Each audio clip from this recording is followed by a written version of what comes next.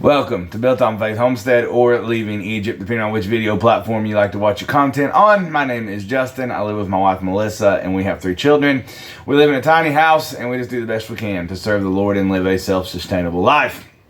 In today's video, we'll show you a little bit of wind damage we got. The wind is still blowing outside this afternoon. We had some thunderstorms come through last night, and the wind is still a-blowing. And we'll show you some wind damage that we got and how it's going to affect our plans in the long run. And if you thought that the government talking to Twitter and Facebook was bad, wait till you see this report.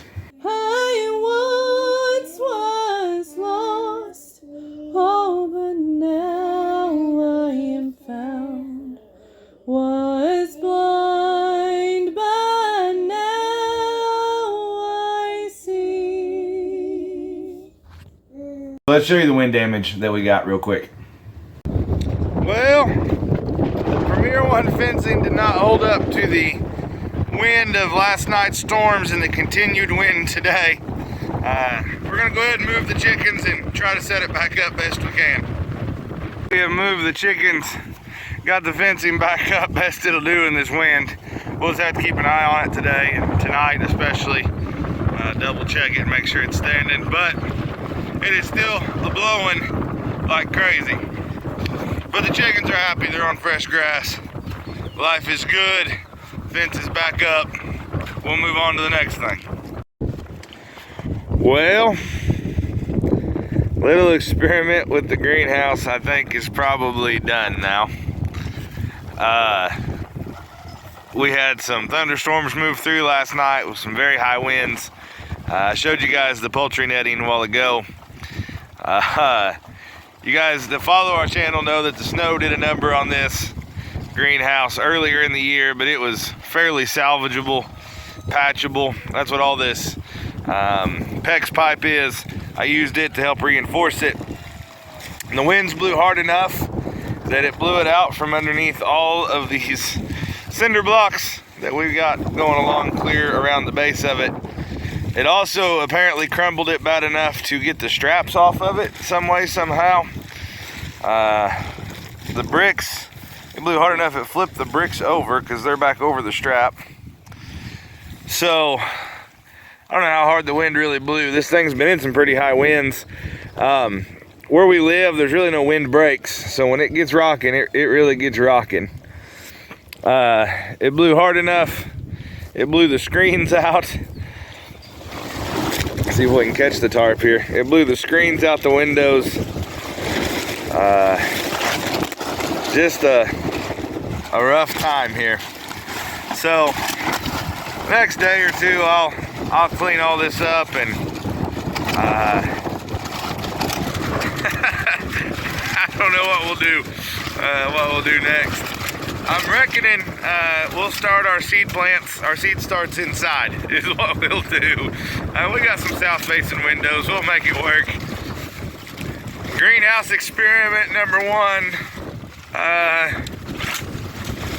I'm gonna call it a failure.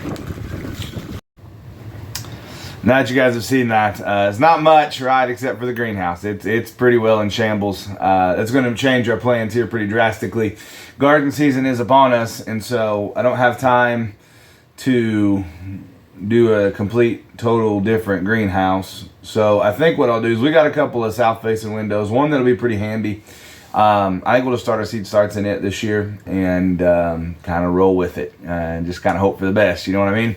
But we'll do that, and then also, you know, we talked about, you guys probably all know by now, Twitter and Facebook and all that, and how the government tried to make sure that they were only putting out the information that the U.S. government said was good to put out. Check this out. This is from the UN's own website, and I will copy the link down below, along with links to our Rumble page and those kinds of things also. Here you can see UNESCO is starting this. It's called the Internet for Trust Conference. serves as a high point in a global dialogue launched by UNESCO to develop the first global guidelines for the regulation of social media to improve the reliability of information and promote human rights online. The organization involved all stakeholders, governments, independent regulators, digital companies, academia, and civil society. The guidelines will be launched by September of 2023. So this is coming from UNESCO, which is a branch of the UN. Here, I just wanted you to understand what UNESCO is. It's the United Nations Educational, Scientific, and Cultural Organization.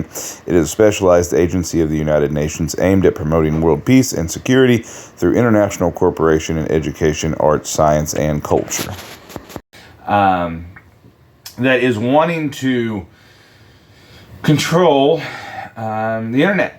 Wanting not just one particular social media here, social media there, but the internet as a whole, so that only the information that they deem truthful themselves can come out.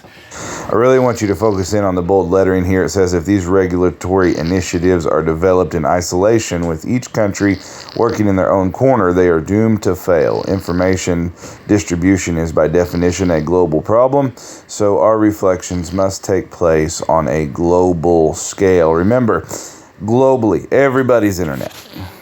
I want you to think about that for just a little bit and think about how comfortable that makes you, right? Does it make you sleep good at night knowing that the only information that you may be able to find in the future is the information that the UN approves? We already know that here on the YouTubes, I can't talk about the side effects of certain doohickeys and how terrible certain doohickeys have been. Because it might go against the WHO standards and the UN. The WHO is the medical branch of the UN. And if I speak against those, I will get a strike on YouTube. And so, once again, this is just more proof of Bible prophecy coming true. It is just more proof of the type of control that's going to be needed in order to roll out the complete and total mark of the beast system. And we are headed quickly down that route as quickly as we possibly can be running. So, I have said many times, right now you can, find old textbooks. You can still surf the web. You have to work harder at it now. But you can still find things in and around to find the truth of situations. But that is quickly disappearing. And so I would plead and I would beg with you to learn how to discern the Spirit of God and the things of God quick, fast, and in a hurry before all of those things are completely stripped away from you and I. I don't know about you, but I certainly don't get the feel-goods about the UN controlling the internet as a whole. It seems to be that we are finding out more and more that we aren't being told the truth initially, at least by mainstream media, mainstream news, and even places like the UN and the WHO seem to change their idea on things constantly all the time.